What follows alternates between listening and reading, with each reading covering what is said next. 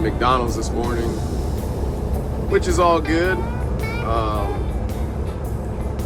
We made it there just a little too early, I guess. Kind of in between. They open at 5. The drive-thru's open at 5 basically, and the dining room wasn't open till 6. We got there at like 5:20. We were like, man, what do we do? Just ordered online and then just kind of sat and waited by the window at the drive-thru. But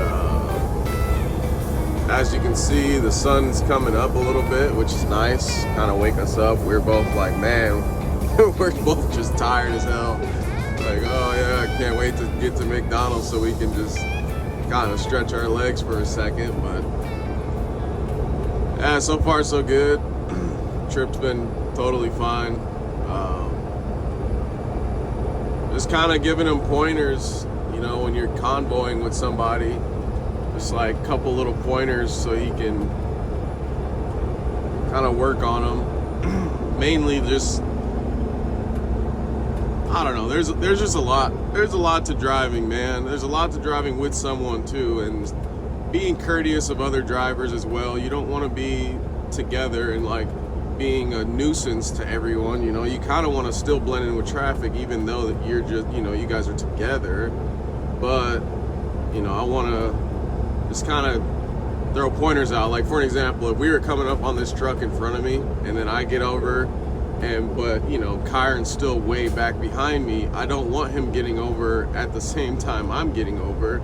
Stay in this right lane until you come up on that truck as well, and then we, you know, by the time I'm getting back over, now you're pulling out and trying to get around him, you know what I'm trying, you know. So I just want him to, it's a dance, you know. The smoother you are, the better, you know. It's a dance. You do, you know, hey, if I do this thing, you know, you be patient and wait till that countdown till you know, get to that point as well.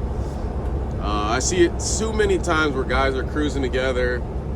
One guy's going way faster than the other guy, and then the guy behind thinks he's supposed to do everything that truck does, and then here you go, you got cars passing you on the right lane because you're trying to get over way too early. But anyways, yeah, I'm tired. So I'm gonna stop talking until we see some cool scenery. Hopefully these clouds break away. Well, we made it to Medford.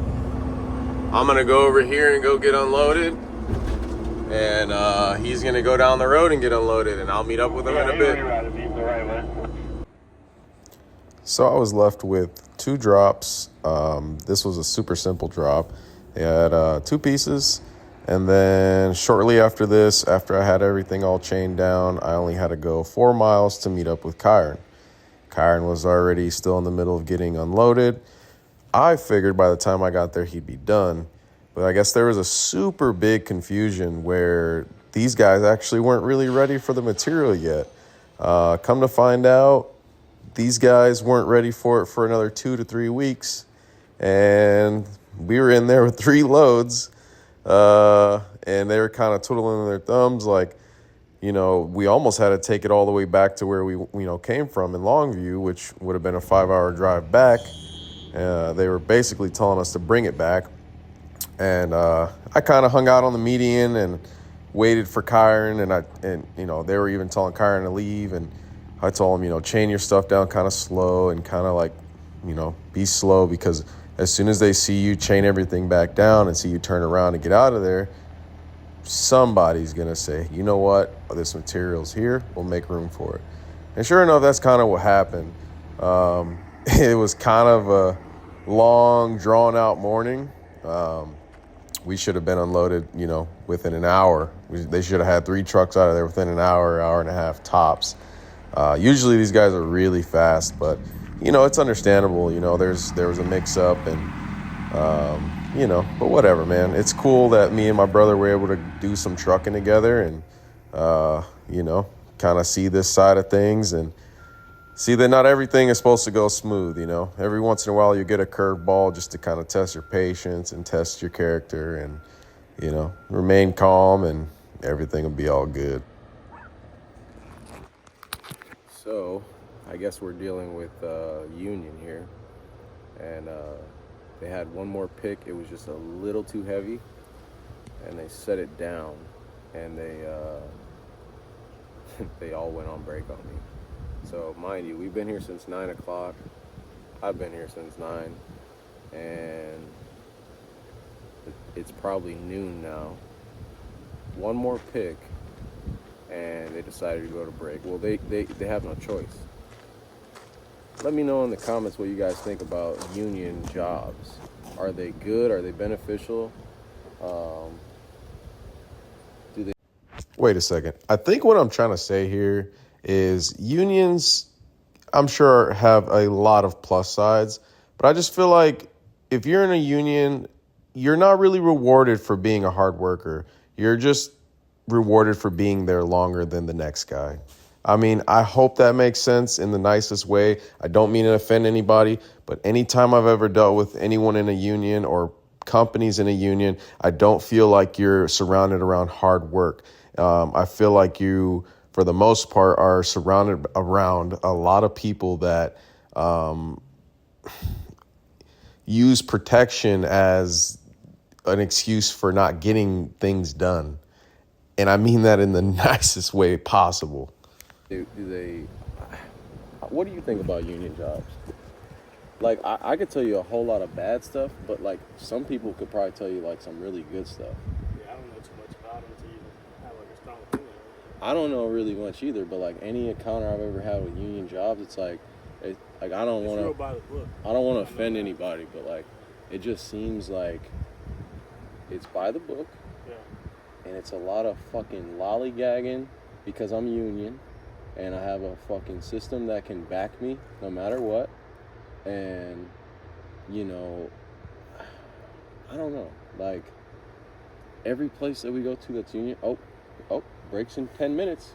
Gotta go. You know, like they won't use that whole 10 minutes. Like, they'll just fucking go to break on you, and it just is what it is. Like, in a working field, because it's so by the book that like if they're late to their break, it's not like they get those extra minutes. Yeah, but like for me, I understand it for like labor reasons, for like not being overworked. Yeah, I get it. You need a break, but look, there's got to be some kind of leeway to where if you got a truck that you have 1.5 more picks, get the truck out of here. Like, who cares about the fucking being over break for 5 minutes? You know what I mean? And they're going to be on break for at least 20. Think they're lunch? At least 20, and it's lunchtime, so it might even be a half hour. So they didn't even say nothing. They just rolled out. They just were like, oh. Everybody got off the forklift as fast as they could, and they ran to lunch. And before I forget, it's not like we're just an hour away from home or 30 minutes away from home. I mean, these guys know where this material comes from. We're 5.5 hours from the house. Yeah, I told you, you know, we got there at 9. We sat around till noon. I mean, you know, you'd think these guys would kind of like, hey, we need to prioritize, you know, trying to get. But anyways, I'm not trying to make, you know, this sound like, you know, we're really crying about any of this. But it just kind of like bugged me a little bit, you know. And it's nothing against them. It's not their fault. I get it. There has to be some kind of guidelines, and they have to. I get that.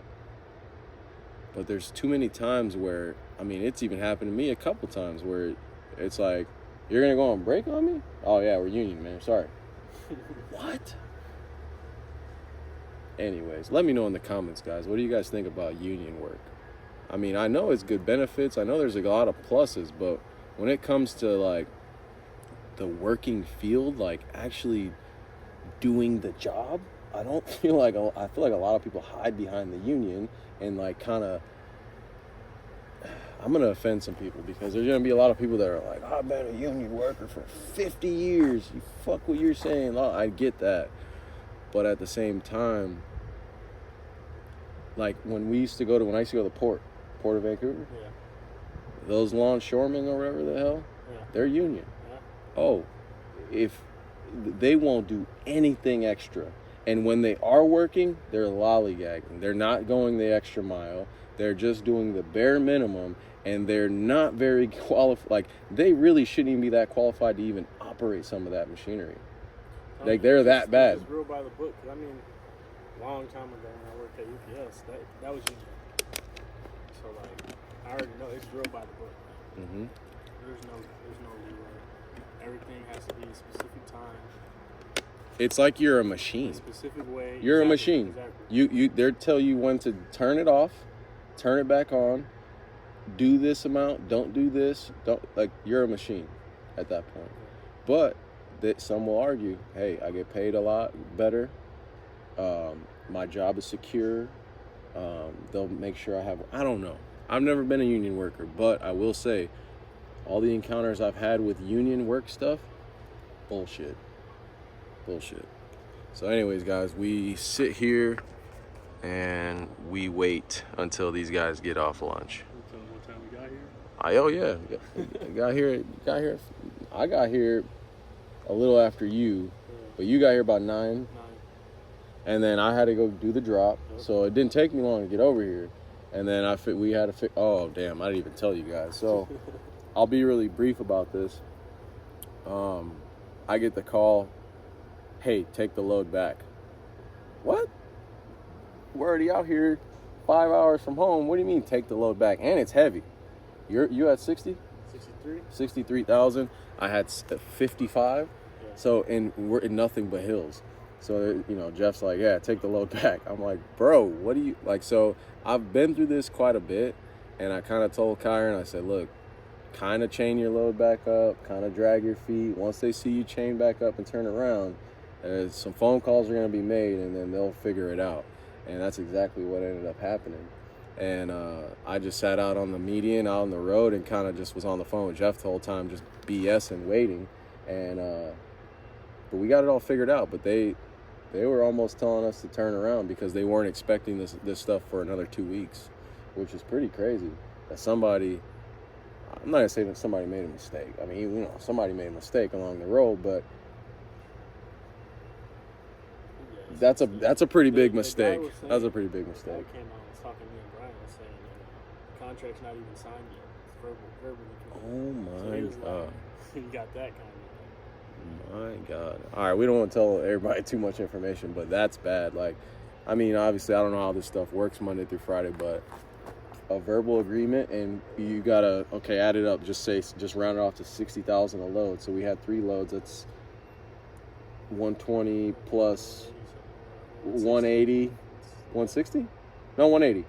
180-ish, 180-ish thousand pounds. You can almost just round it off, say 200,000 pounds of steel. And on a verbal agreement, damn. Anyways, that's not our job, so we'll just leave that up to them. But anyways, guys, at least the weather's good, and we're going to roll back empty. I mean, that's the positive side. We'll be able to set the cruise control and not even think about it. So, and actually, while I'm doing all this, we should be ordering food right now. So I'm going to get off here, and I'll keep you guys up to date.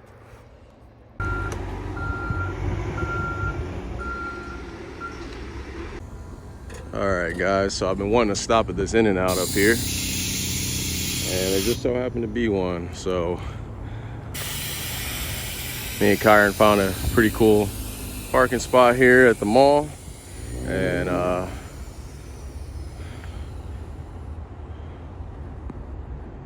we're gonna go fill our bellies. This dude tried to break down on me again. Fucking bullshit, man.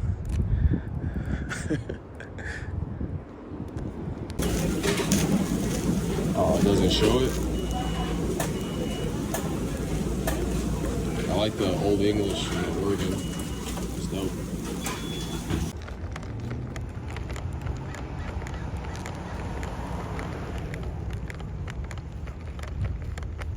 That'd be a little double, little open road. Can't beat it, brother. Come on. I don't know, guys. I can't wait for him. I tried to go 60 for a while, and he still didn't catch up. So he's gonna gonna have to fend for himself, man. I'm trying to get home. All this traffic and stuff. If I keep slowing down, then I'm impeding traffic. Maybe I'll pull off in the shoulder or something, but man, I used to have to do it. I used to have to catch up. Come on, Kai, come on. Oh, so nice of you to join us, Kai. That truck looks so badass. That visor with the pipes and everything, just really compliment that truck. We're almost home, man. Almost home. I think some of these corners kind of scare him a little bit because he'll kind of keep his distance right there, but then somebody will pass him, and then they'll cut our gap, and then he just gets pushed back. I told him when you're following me, follow me with a distance, no problem. But when you got somebody like a truck trying to pass you, and if you don't want them to get in front of you, I mean, obviously don't speed up like an asshole, but just be aggressive on where you keep your distance with me to where they have no choice but to pass me as well. You know, so we're going fast enough to where we don't impede traffic. Definitely don't do that. We're not going 59, 60 and like not letting a governed truck pass. It's just, you know, hey, we're going fast enough with traffic to where we're not impeding anything. If a truck is coming to pass, hey man, you better go for the gusto or sit back there, you know what I mean? But anyways, any freaking ways, time to get home.